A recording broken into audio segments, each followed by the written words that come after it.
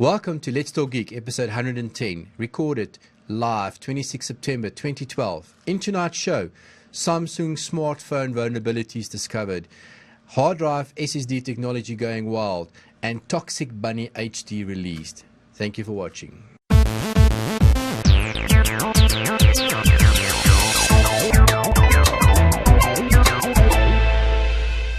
I'm flying solo tonight, so let's see how much fun we can have. At least I've got Luke with me in the show tonight. Oh! Where can we find you? Mostly Twitter. I'm on Twitter a lot, so that's Frick yeah on Twitter. Elsewise, I don't use much of the other social medias, so don't bother.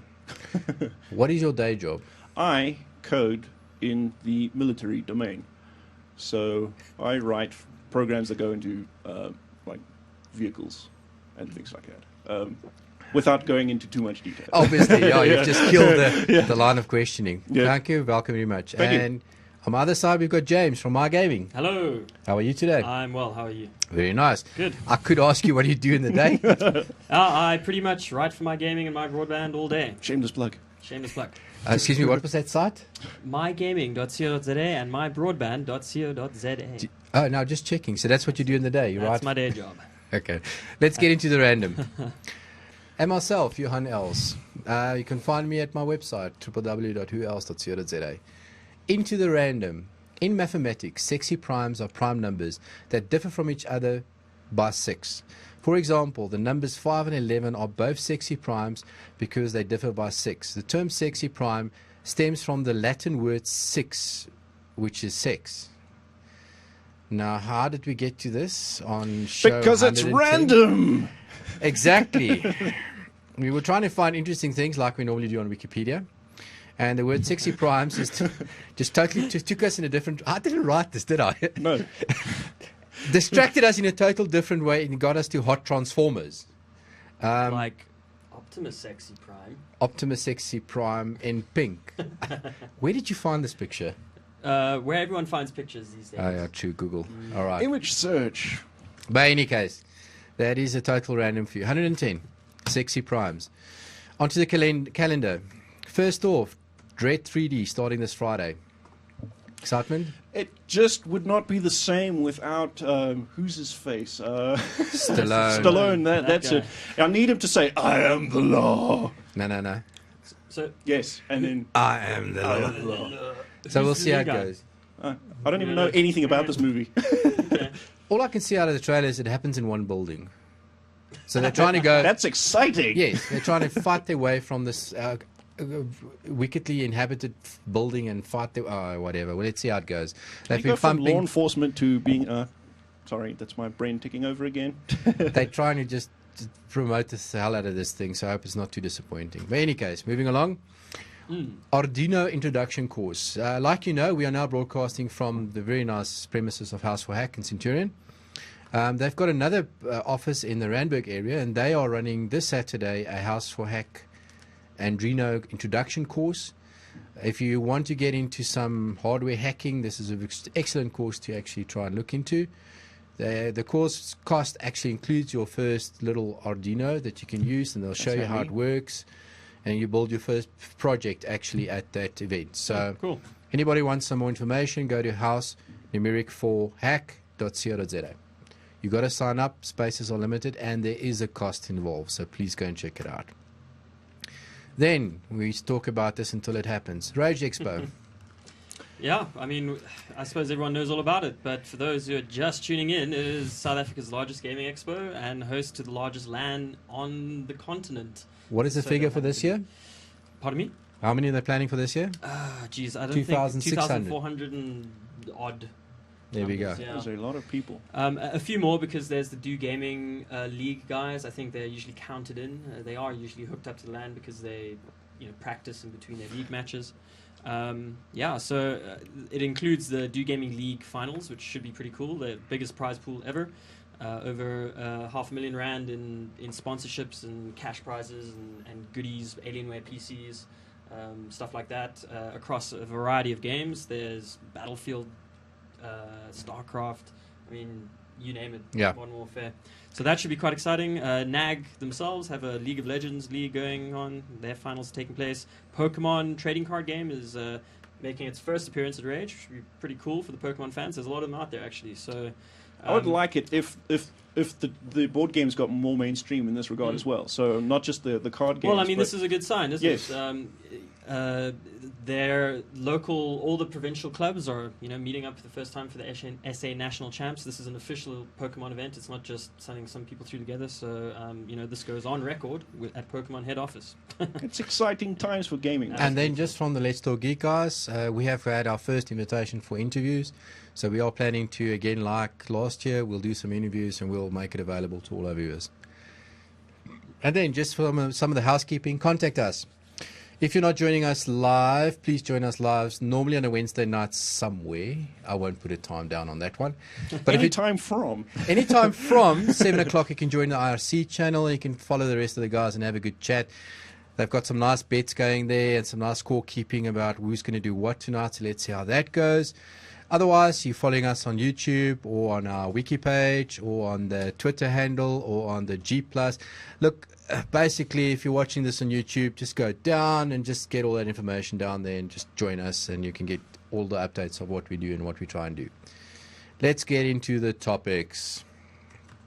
First one. Now, this is making a bit more waves than what I expected it would be. Samsung phones vulnerability. Some chap at an event overseas figured out a way to actually attack most of the new phones with the new TouchWiz on it. So this is not just the S3, it's the S2, the Ace, Galaxy Beam. Which is the Galaxy Beam? Any ideas? Any of the galaxies that have the TouchWiz. TouchWiz installed, yes. There's a very lengthy list. It's like 18 different devices. So it's a significant amount of phones that could fall susceptible to this. Now, they posted a video where this guy went up to stage, a little bit hilarious in the beginning because like any good demo, it failed. But he basically sends an SMS with a USSD code in it, which if the recipient opens up, factory defaults the phone, which restarts, and yes, it goes back to factory default. Hard reset. Ouch. Hard reset, here we go. So, again, when you get those things from people you don't know, don't open them.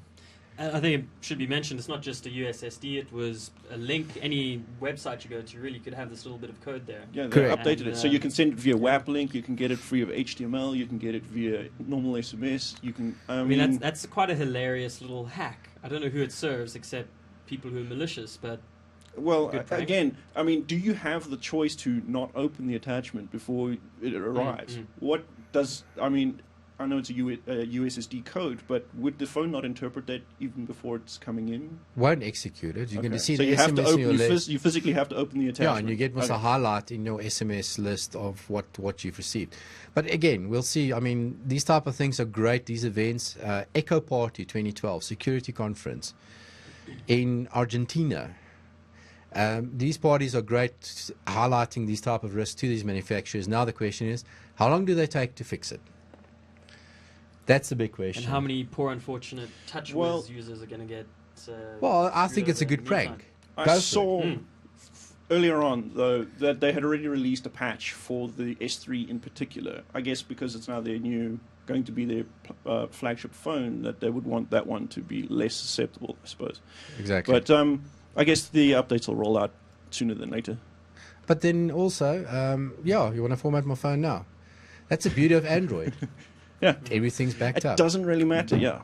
So in any case, let's move along. 3D printing, mostly well, a 3D racing printed car. Yeah, 3D printed, mostly racing car. This was submitted by a mixer. These chaps at a university decided to print the chassis for a racing car out of totally recycled materials. So this is totally eco-friendly car. And they put it on the track and they're getting... 0 to 103.2 seconds. They clocked it at a maximum speed of 141 kilometers per hour, and it weighs approximately 280 kilograms. The whole body was 3D printed.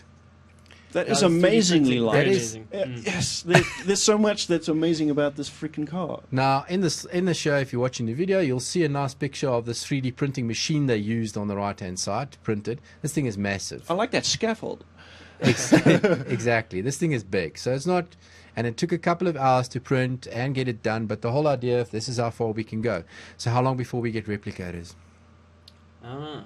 But they can now, you know, Yeah, you see- Electronic replicators There would be we brilliant. go. Yeah. I suppose a cool application is like, let's say we're building a moon base, and we just send up the printer, the materials, and then you print your various tools that you need when you're there.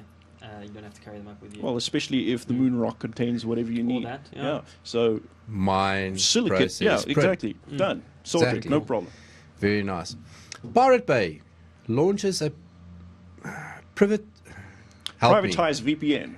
Is that what it says? Yep. Privatized VPN. I quickly downloaded this. The interesting one is if you go to the site, you actually get prompted with a nice little download in South Africa flag. So they're doing regional codes very nicely. Download is a bit of a tricky one. They present you with a torrent file, obviously. It doesn't always work. So it's not a magnet link. It's not a magnet link, it's a torrent file. But I quickly did this because having something that works through the US is always great. There's various services that one wants to activate. I'm not going to go into too much detail. Oh, Netflix, Hulu, and Google Music. Yes. And Google Books. That's still only available All in of the those US. good things, yeah. So I did quickly install this application, and unfortunately it terminates in Sweden. How did I not see that coming? That seems rather blonde. How did I not see that coming? But in any case, apparently they are... I didn't see any of the ads. They're totally funding... It's a free VPN service. They're totally funding it through ad sales. The installation process on my machine gave a lot of errors about can't find this, can't find that. So I'm sure they were trying to get the ad components. Look, I'm sure as it picks up, maybe your end point or the point at which you come out of the hidden network again will then, be somewhere else. So maybe it just needs growth. I mean, maybe Hopefully. let's not knock it before it gets going. Look, this is a very good... It's very simple to install. You click one button and you say connect and it works. So for those people out there still using the open Wi-Fi spots at the airports and that, is possibly a good alternative. Watch and press to make sure how secure it really is, but I'm sure these guys aren't going to bug around too much. I did say too much. That's what it's for. Oh, wait. Then also, Luke, watch and learn scripting video player. You had a look at this. I think the Mixer linked it in, but I had a look at it. It's quite fantastic if you want to learn how HTML5 works. Because what it'll do is they'll give you a scenario, like an example application, and you then go through the motions. You can see exactly how the guy's done it, what style sheets he's used. You can pretty much watch the person type out the application in front of your eyes if you want to. So that way you can see exactly how something is structured or how to build it yourself. So it's very nice in that sense. So you just take an example, of which there seem to be quite a number of them, and you just go and play. And So you can just edit play the thing as video well. and you just watch it. Yeah. And you just At copy any the code. time you can stop and you can fiddle around as well, and it's interesting. So I mean, if you're into web, that's something really freaking cool. And the player they're using on the website is HTML5? Yes, of course. Great. So I'm guessing maybe there's I didn't look very hard, but maybe there's a page on how to make the players. So I would love that. That would be very meta. And then to quote yourself, you may read this. But it wouldn't be an LTG if we didn't mention that the Nexus 7 has a launch date. This is a launch date for South Africa. Yes.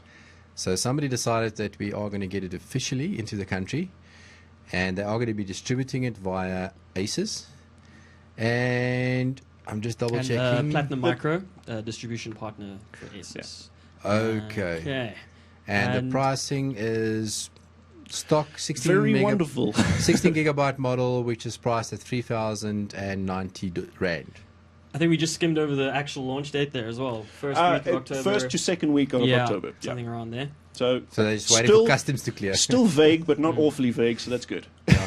So they're obviously waiting for customs to clear. The stuff is probably already yeah, just waiting. They're waiting for customs That's to a clear. fair price for a decent tablet. Yes, I mean, considering that, I think, like with my ASUS Transformer, that was $7,000. So $3,000 is amazing. 16 gig model, Yeah. $3,000, yeah. for what you're getting, it's brilliant. I And the think. 16 gig I'm seeing right later down in the story is the big model. Well, I mean, Gerrit is still loving this device. He's still using it. He's using it in the show as well. He reckons it's a very good. If you haven't seen it, just look for Gerrit Vermeulen and his review on the Nexus 7. You'll find it on my broadband. Then, a piece of glass that can store data forever. Now, this is one of the weirdest things I've ever come across. Okay, so they call it quartz glass because of the compound that they make it from.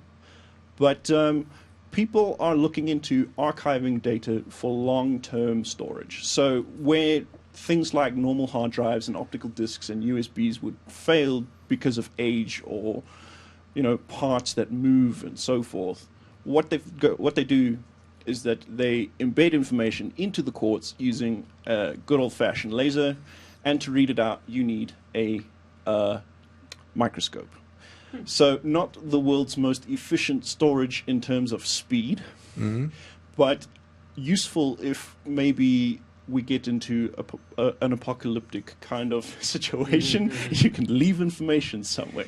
Because, it's water resistant, it's radiation proof, and so on. So Is that actual quartz crystal, or is it just the name they've used?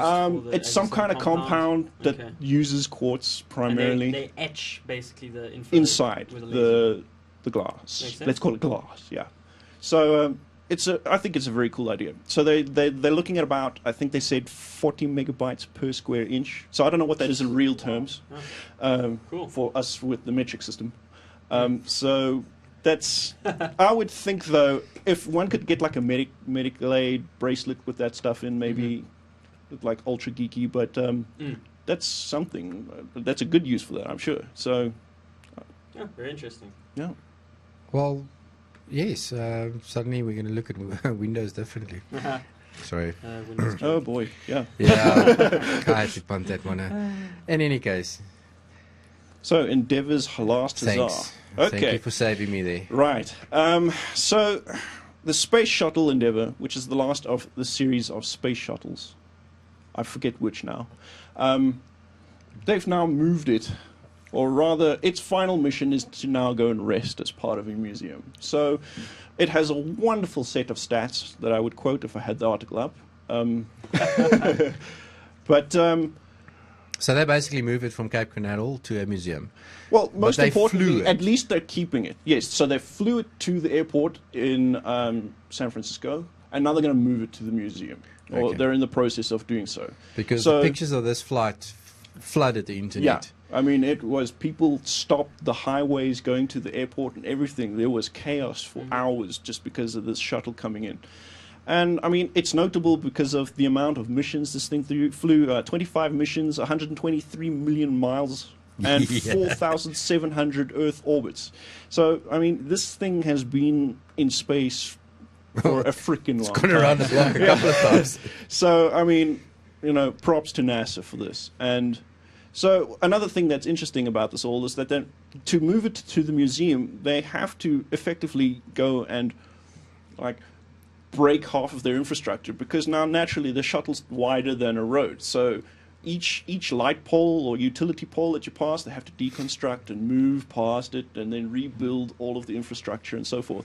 So they even note there that some 400 trees have to get culled so that This thing can get into a museum. yeah. So with the promise that they would plant 1,000 or so Okay. additionally No, obviously they will. back. So, props to NASA. It's job well done. That's an end of an era. Yeah, I was about to say end of an Yeah. era right there. What's next?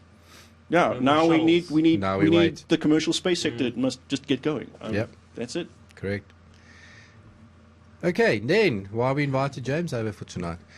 James, do you want to take us into some gaming news? Sure. Well, a bit of a hardware segue to begin with. I suppose SSDs and storage is very much a part of PC gaming, at least. So there was the Intel Developer Forum recently in San Francisco a couple of weeks ago. And there are a few interesting things that came out of it. First of all, SATA was suddenly now going to be just too slow for SSDs. And that's incredible. Yeah. SSDs are just accelerating in performance, speed, and the SATA interface, SATA 2, I think, is just not going to cope in future. I think some smart aleck from Intel also said it's bad news for the ultrabook category because they need to think of something. These things need SSDs, Right. and they want to put fast ones in there, but now SATA Is slowing is them slowing down. them down, so they're going to look Wow. at PCI Express as an alternative to PCI Express bus. You can already get PCI Express SSD add-on things, of course, so they'll probably just add a little SATA-shaped port, maybe. I don't know if it'll be backwards compatible. This is also up in the air. I guess So- we're going to have a new design of motherboards Yeah, again. I mean, this sort Yay. of happens, yeah. Yeah. But it's quite cool. Progress. So But they're faster, more- faster hard drives, more capacity on SSDs. Prices are coming down. Things are looking up. It's looking very good. Yeah, for the SSD side of things. Now, on the hard drive side of things, that doesn't mean hard drives are just going away. The guys are still working hard to, they have applications. wanna there boost because capacity now. Capacity is Yeah. the big thing. So they're looking at 7 terabyte hard drives. Just say that again. 7 terabytes hard drives. That sounds so beautiful. Just think Just about think it. about where we about came it. from. Yeah. I mean, Think about it. I think the first machine that I had was an XT. It had a 30 meg hard drive, for crying out loud. So The first machine I had was a VIC 20. It had tapes tapes. that you put in, and then you had a screwdriver to shizzle. align the head to eventually get some data off there. And that was like 64 kilobits. Yeah, there's hilarious pictures Yay. from, I think, like the 50s and 60s where the guys are Massive unloading rooms. giant boxes of planes.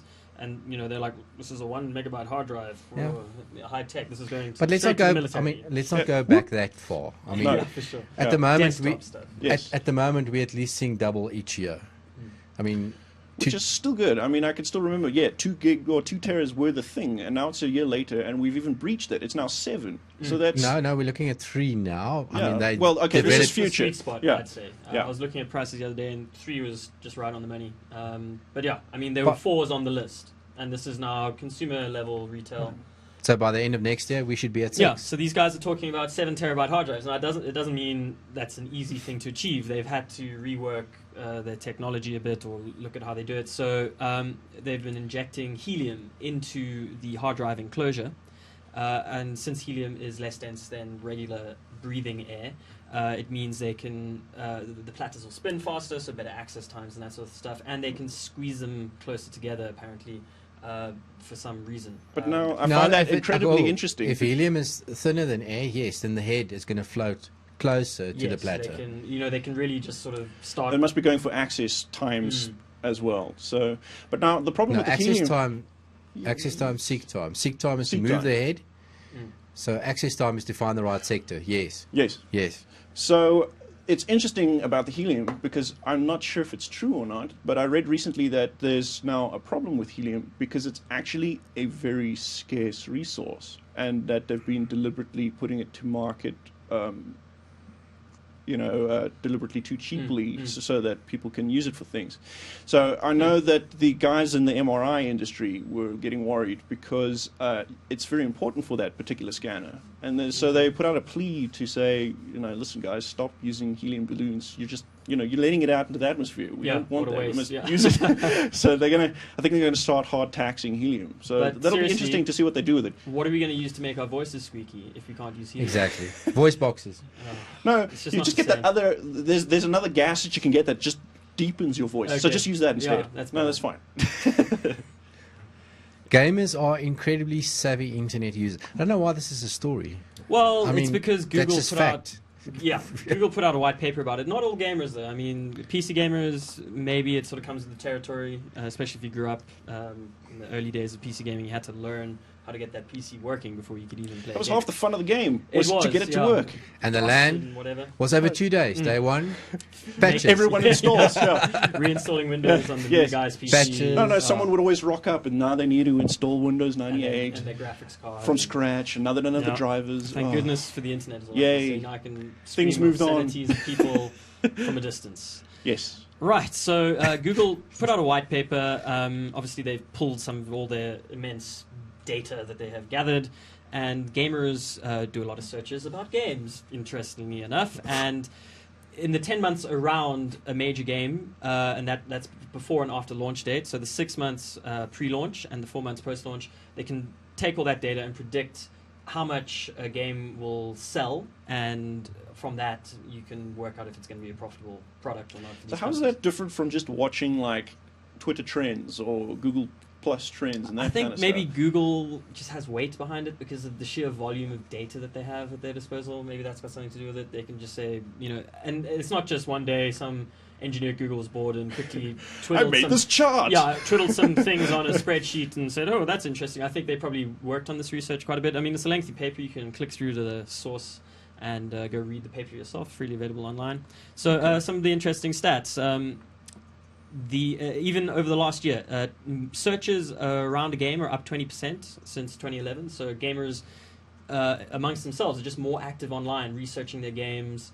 Do they want to buy this? I think we've all Where's been the burned review? by that bad purchase. Exactly. So, and guys are looking more at the pre-launch info that's out there. It's no longer a case of strolling into the store and just seeing what's a on box. the shelf and Yeah. oh wow, that looks cool.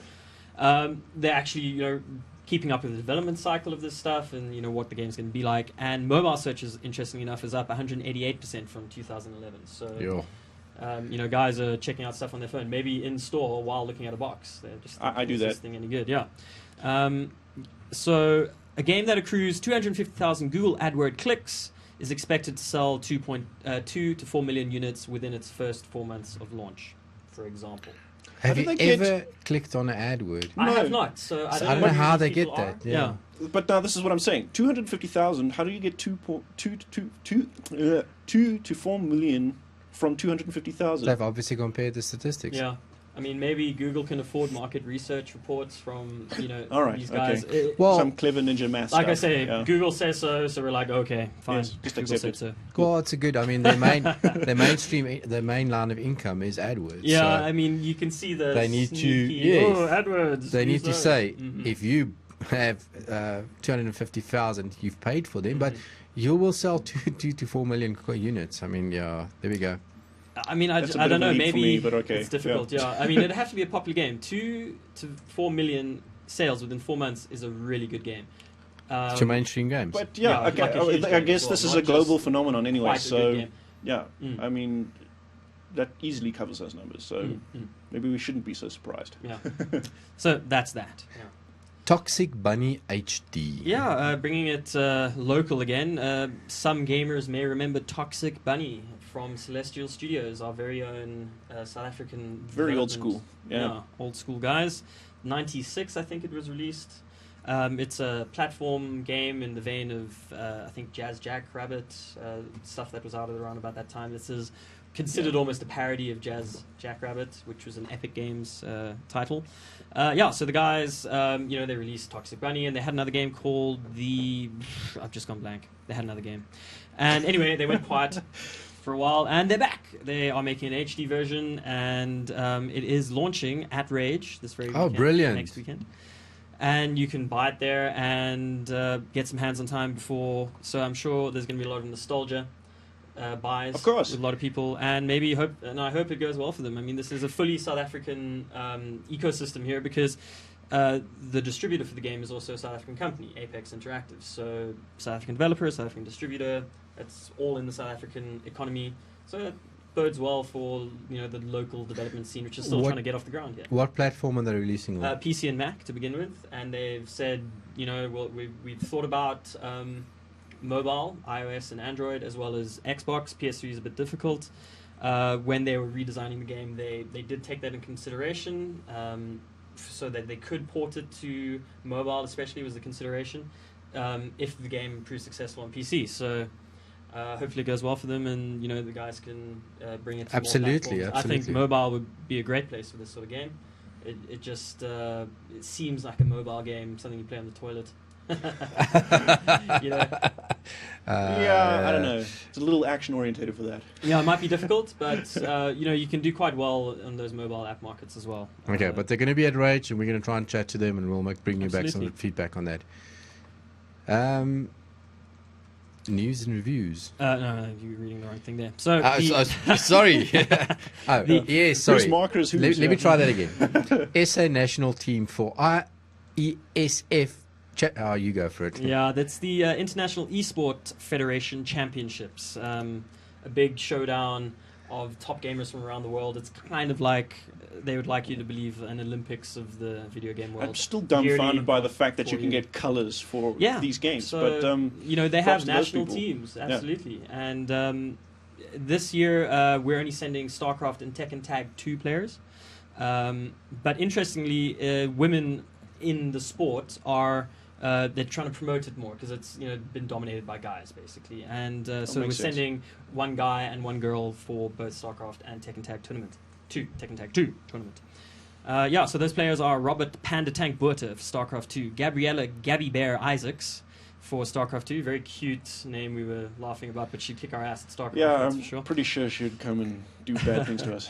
Lyrene Lechatu Kune for Tekken Tag 2 tournament, and Vittorio Hotshot Puesa for Tekken Tag 2 tournament. Who's paying for these guys to go? They've got to fund themselves. It's Not quite. Mindsport South Africa. They're an affiliate of the Olympic Committee, South African Olympic Committee. And they're funded by the government, and these guys get sent over to Korea, South Korea actually, where it's taking place from the 4th to the 8th of October 2012, so right around the corner. So well, good big luck. fun event. Good luck to them. I hope they do us proud. There's going to be a lot of tough competition there, that's for sure. Well, yes, Korea. The Koreans and StarCraft, I mean, it's synonymous. So, But it'll still be fun to watch. Yeah. That's Hold the on, good hold on. part. And Yeah. the- Koreans and Tekken. well, that too. I mean- I think they have extra fingers. Have you with seen them. those guys at Beatmania? Holy crap, I've never seen fingers move so fast Yeah. in Exactly. my life. So, And they actually play with like those full arcade style like pads. They don't pick up like an paddles Xbox and stuff. controller. I think you Yeah. can choose, but these guys prefer those more sort of old school analog style controls. I would too. can't break them. Then we also heard about the new the new Sony PS3. So what are they going to call this thing? The new PS3. Well, we've The called it the Slim. slimmer. Oh, so like we it had. looks like a okay, Slim, okay. so I'm going to call it the Slim. So they brought out the PlayStation 2 and then the PlayStation 2 Slim. Yes. 3 And slim. Well, No. now it's the 3 and 3 Slim now. No, they had the PlayStation, then they had the PlayStation 2. Yeah, okay, I see what you're saying. They had that PlayStation 2 progression to the Slim. Yes. It makes sense. They And look. so now they've got the PS3 and now they've got the PS3 Slim. Any changes on the hardware? Yeah, not like any new chips or any new internals. Really, they've sort of shrunk the fabrication process down a bit. They didn't actually say what form factor, fabrication factor they're using, as opposed to the old one. Obviously, I just wanted to squeeze it into a tinier container. It makes sense in a number of Yeah. ways. Smaller boxes, smaller. Does it shipping. come There's with a whole larger lot of hard drive? Logistics. Yeah. So the interesting thing is there's two models of this new slim PlayStation. There's the 500 gig and the 12 gig flash model. So the 500 gig one is pretty cool. That's going to cost 4,000 Rand in South Africa. So that's not a bad price. You can pick up Nice. a 320 gig for about 3. So for a bit more hard drive space, you pay a little extra. The 12 gig flash one is a bit of a, I think they stumbled a bit with the price, 2,899 Rand retail. So why wouldn't you buy the 320 gig of the older slim model if you It's a no-brainer if to you're me. in Yeah. modern Yeah. PlayStation. Yeah. I mean, it's the same hardware. This one looks snazzy, maybe. It's got a top-loading CD thing, so the top of that thing opens somehow. So it's exactly the change between the PS2 and the PS2 one and PS2 Slim. It's the fact that the original one had this tray coming out the front, Yes. where the later PS2 had the top loading. So they've done the same thing with the PS3. Yeah, and I don't know if I like the top loading, because I don't know about you guys, but if you have a home entertainment unit, usually it has those slots when you slide in your DSTV decoder and your Xbox and Oh, yeah. PS3 and then there's not whatever. enough room for that. So Well- now, if you want to get your disc into the PS3, you have to take it out and put See, it back in. Well, they waited for force it out of the cabinet on top so that everybody can see it. Yeah, there's a stand sold separately, so you can. Of course. Ah, there you we can go. have it Yeah, vertical. another rub. Yeah, There we go. Exactly. But I can already see a fault here. Is you've got the 12 gig flash. Mhm. Don't PS games now install as well? Don't they patch Yes, well, and I'm glad you whatnot? brought that up, because you can install a hard drive aftermarket into Oh. PS3 and you don't void your warranty or anything. Oh, that's nice. Yeah. that's so, better. Yeah, so you could upgrade an old Opinion PS. changed. Yeah, you could upgrade an old PS with a SATA hard drive. So there's various ways to approach this. Most people don't want the hassle; they'll just buy the 320 gig. For me, I've had a 320 gig for years, and I'm not even Okay. close to filling that thing up. So I'm not sure why you'd want the 12 gig flash Movies! at all. No. Because if you put a hard drive in there, you can't even use the 12 gig flash. It just becomes obsolete. So again, they're launching a revamped version, not making people. I mean, are you going to replace your PS3? No, absolutely not. If it broke, and I'm a general gamer, I'll play on all platforms. Maybe hardcore PS3 gamers will look at this one and they can take their old hard drive out of their PS3 that broke, maybe something else, some other component broke, put it in the new one, still retain all their save games and stuff like that, their downloads. But they want to get at least 3 more years out of this PlayStation 3. Before they replace it. Scrambling for that next Sony actually was just saying over the weekend, we've got a bunch of great games coming over the next 3 years, so don't throw away your PS3s yet. And buy a Vita while you're at it, please. We've got so many of them still. No one wants that stuff. Look, again, Sony will probably be at Rage and they'll show off the new version there. Yeah, actually, I was chatting to the guys. I'm trying to find out if they're going to have this new one here. It's just hitting the country after Rage. Maybe they'll have a unit or 2 on display. Okay. I'm hoping so, but there's no official confirmation on that. Okay, then Nintendo Wii U. And this is the other bigger console news, I'd say. The Wii U is obviously coming to South Africa, and we're getting it before Japan, not before America. This is like the reversal of fortunes. Usually Japan's first, and then... Well, it makes sense, because these things are made in Japan, but... Yeah. Well, it's a Japanese company, Nintendo, of course, and usually they treat their home market, first, but they're getting it last for whatever reason. America's getting it first. We're in line with the European retail date of 30 November 2012. There's no local pricing on it yet. They're still working on that, but we know in the States it's going to cost $300. There's no European pricing to go with either. Usually you can look at the European pricing and say around about that, maybe add on a bit for the cost of importing it here. So $300 in the US for the 8 gig version, I think. Let me just bring up my article here. Goodness, I've lost it. There's a couple of versions. Right, so we have the 8 gig internal storage version. That costs you $300, around about 2,500 rand. And then you get the next version, which is... now that buys you the console with then the new interesting take on a control pad. Yeah. So it's one of those. But then for actually the unit to work, you're going to buy another control pad. Well, you get the console and the gamepad, and that's it in the retail package. And some but games, your nunchucks and so forth still all work. your old peripherals will still work. So if you're in the Nintendo ecosystem, it's cool. It's backwards compatible. I think it's actually a really cool move by Nintendo in general. It's like a no-brainer upgrade for current Wii owners, especially if they're locked in with all the games and stuff. All your games will work on the Wii U. And there's a lot of cool features that the little gamepad thing has. See, I'm unfortunate. I've got to confess, I'm a Wii user because for younger children, that's still the best platform. Yeah. I'm sorry. Well, that balancing board that Wii Fit board just makes for hours of fun. Nintendo has a load of cool titles for kids, but what's cool about this is there's a few more adult titles coming to Wii U now that you may be interested in, or older gamers would be interested in. They can buy it for the kids as well as themselves, and not just seeing it as a kiddies console. Correct. You're getting some pretty hardcore games. Ninja Gaiden is full of blood. Batman was a pretty adult game, with adult themes. I mean, it wasn't gory or anything, but you were, beating the socks off of thugs, and there was some sexual themes and stuff like that. Assassin's Creed is going to be on there.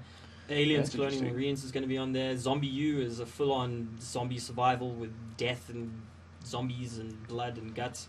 Zombies. So, lots of cool titles in the works for this thing. I think they're one of the strongest launch lineups I've ever seen. Over 20 titles in all. There's a few Nintendo first-party games, of course. A Mario game is on there. The usual party games. They actually they secured a pretty cool exclusive. Bayonetta 2 is exclusive to Wii U. Plus, all the big publishers are on board with their titles for Christmas. I can see another niche that could be fulfilled with this as well. Because I can imagine games like Scrabble will get played with this. You get 4 of those controllers, and each person can independently sit around the room and, do their word jumbling and so forth. Before you get ahead of yourself, only 2 of those controllers will work, and 4 other controllers. So 4 nunchucks, 4 Wii U Gamepad Pro. That's a bit of a letdown, I suppose. But it's not a very powerful machine in there. They haven't given us info on the actual components, like the actual processing power, but there's only 2 gigs of RAM in that thing. There's 1 gig of RAM reserved for system memory, so you can pause your game and go browse the internet. That was one of their big selling points. Oh, yes. Why would you? Wow. And then 1 gig of RAM for the game. And I was impressed. I saw the Wii U on display at Gamescom, and they were playing Assassin's Creed 3. And had I not known it was running on a Wii U, I would have easily assumed PS3 or Xbox. It looked really good. So Okay. they've done a good job with. So they've that's solved nice. because I mean one of the So now it's lacking got some things on power. Wii was been the graphics. Mhm. So they have improved the graphics. Yeah, definitely. I mean, dramatically. it's on par with modern consoles. That's interesting. Random question: do you know if this thing's got an HDMI port now? It does. Oh, well done. Absolutely. Okay. It even Well comes done. with an HDMI cable in the box. I would be curious to Well, know. that's brilliant. Wow. Yeah, that's just. It actually comes with I'll peripherals. take It What actually, is no, this? it comes with cables. I'll Not, take not, two. not something extra you need So to buy. No. yeah, I've got my ducks in a row here now. So there's the 8 gig version and the 32 gig version. The 32 gig version comes with a few extras such as a game, Nintendo Land. Wow. It's their party game. Generous. It comes with the Wii sensor bar. I don't know if you guys know. There's like Yes, little yeah. thing you put on the TV. It comes with one of those, and it comes with a Nintendo like online store thing. So you get discounts on Nintendo's Okay. online store up to 10%, I think. Yeah. It sounds very good. yeah, Again, looking we'll forward hope to it. to see it at Rage. Absolutely. I'd It be will be on very- display at Rage. You will be able to get hands on with it at I'd Rage. be very curious to see how much the games for the unit will be as well. Oh yeah, Well, they're just, not cheap. just before we now wrap up with our kicker, basically a lot of the stories you just gave us, this Rage conference this year is going to be very exciting. Yeah, We're I actually think going to see some new things shaping up to be one of the better ones. Absolutely. because last year it was good, Mm. but I mean hardware-wise, we saw the Vito and that Yeah. other phone thing from Sony that had a dismal failure. What was that? The Xperia Play. Xperia Yeah. Play. I mean, I think that thing went nowhere. Pointless, yeah. Yeah. So this year's Rage might just be worth the 3 days. Yeah, I mean, they obviously, the ebb and flow of the industry is dictates really what's going to be on show at Rage. So this year we've got a few things on show. It'll be very exciting. In fact, I was chatting with Megarom. They are going to have quite a big display of all their latest games. Now, Megarom is one of the big publishers, and they've got Assassin's Creed, stuff that usually we just get, the hand-me-down sort of titles that have already relaunched. But we're going to be able to see games before they've launched at Rage, and you guys are going to get some hands-on time with them, or at least see a stage demo of stuff. So. But you also brought us a video that shows some of the games that's going to launch on Wii U. Yeah, like I said, there's a ton. Over 20, I think, launch titles. Mass Effect 3, some big names on there. So Mass Effect 3. Mass Effect 3 is in there. That's interesting. I think it's even over 30 titles. Tekken. As I said, yeah, Tekken will be on there. Tekken Tag Tournament 2. Call of Duty. Damn. Hi, I just Call of imagine Duty how Black you're going to Ops. play Call of Duty. That's the whole thing about these controllers. I'm a PC gamer. Mm-hmm. How do you how's that going to work? Last year's Rage, I saw some guys playing a first-person shooter using the not the iToy man, the Xbox one. What is it called? What, the Kinect. Oh, really? Yes, and it was weird to watch. How does that even work? Yeah. Yeah, so I was fascinated for at least 10 minutes watching this I can bloke. just about manage to play a shooter with a regular console controller. It's okay. I mean, I still feel crippled. I'd rather have a mouse and keyboard, but Yes. it can be done. Well, practice there's makes a lot perfect. of people that do that, but it's still for me. Yeah. I think if you started on the keyboard, or if you on a mouse, it's quite a mission to move. That chuckle was for Dawn Studio. Yep. Yeah, Just Dance, I think, from Ubisoft. Toki-tori. One of the few motion capture dance titles that actually is good. I mean, Does I it haven't- actually work? Yeah, it works, and It won't be- it sells tons and tons of units. So It won't be a it's actually Wii with another version of Wii Fit. They probably will. Yeah, but triple No, A. it was there now. Oh, really? Okay. Wii Fit U. Let's have a look here. Oh, We Fit You. There it is Here we on go. the list. But in any case, that looks Mm. very exciting. We'll have a look at it at Rage. Well, this console now has a lot more potential. I mean, It might just bring it from what I'm using it for to what competing against Yeah, the exactly. You know what I mean? If PS3. Nintendo has to ride out the next few years, if they stood back and said, looks like the other guys aren't releasing a new console for a few years, let's put something out there, bolster our brand. I mean, don't forget, Wii was the most popular console of this generation of consoles, the 6th generation, sold the most units. So that's a lot of existing customer base out there who probably just won't even think twice about upgrading this thing. Yes. or maybe you Because- just have a lot of dedicated Zelda and Mario Well, fans. do not underestimate the power of the Nintendo fanboy, because they're out there in droves and they love it. But yeah, I mean, bottom line is when you've invested in a console, not a lot of people have got the opportunity to have multiple consoles because it actually is expensive. Absolutely. So, And yeah. it's nice to see Nintendo at least in some way take care of their customer base, because Microsoft didn't do it with Xbox. Sony, pretty much after that first model was released, which was the only one with backward compatibility for PS2 games, said, oh, we're dropping support for backward compatibility. All your old library of games gone unless you have a PS2. So And it's nostalgic to actually go back to those old games. Absolutely. It's, I Where mean, you came from. exactly. Mm. But Be in like, any "And we case, used on to that play very this." nostalgic note, let's go on to our kicker. Robot dog sled hoverboard drifting. I'm lost. Is this a robot I wasn't responsible for this. dog No. I didn't sled? even look at this. Okay, So this that is a just YouTube made video. This is a YouTube Cue up the video video. doing the rounds. Yeah, can we? First time for all of us here seeing the video. Let's watch. Robot dog sled, hoverboard drifting. It sounds like a band name. Robot Dog Sled Hoverboard Drifting. Definitely Okay. metalcore. Metalcore. Yeah. Let's give that one a pass. I apologize. We're not sure how that slipped into the snow roads. We'll just edit that We'll out. check the later. logs, but anybody in the RC, there's the link. Have some fun. We'll wait for your comments. But yes, the other one was the next one. Lord of the Rings cake and cupcakes are awesome. I had a look at no this. argument there. There's so much detail This- on this cake. this is It's just amazing. ridiculous. I mean, going into these cupcakes Oh, wow, and look at that. seeing the amount of details on these cupcakes are just—it's just amazing. I mean, how would you even be able to bring yourself to eat that? It's a I'm work of sorry, art. Frodo. I'm going to have to bite your head Yeah, off. who would you eat first? Exactly.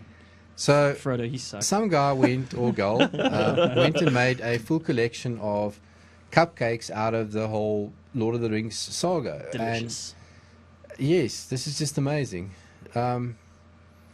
I think I'm that sure. lemon bread one tastes the worst, right? Is it lemon bread? Can you see the Almond bread? detail in the What do they call it? painting I like of the lemon bread. grass? But, Lemon. yeah. Yeah. What do they call Absolutely it in awesome. Lord of the Rings? The bread that isn't very I nice to eat. can't remember. Anyway. Excellent. Okay, thank you very much, guys, for joining me. Thank It was you. loads of fun. Yep. Yep, thank you. Luke, you said where we can find you. Do you want to repeat that quickly? Twitter, Ferk, and I'm on G+, but I don't look at that very often. And that's all I use. You are so storing your photos there. once in a while. Don't. Oh, is it troubles? No. Yeah, when the stuff is lost. It gets lost? No, I mean, use the Google Plus to store your photos. Okay. So when it gets lost at home, you haven't lost it. I follow what you're saying. Yes. Right. Please upload your photos. Okay, please, will do. please. If even if that's all you're using G Plus for. And James, yourself. Yep, thank you for having me. You can always come hang out on my gaming in the forums. You'll find me there, or just follow me on Twitter, James_E_S, and you can tweet at me there, and I'll probably respond. And yeah, there we go. And then me. Like you'll find me always at who-else.co.za. That's who else. Have a fun one. Thanks.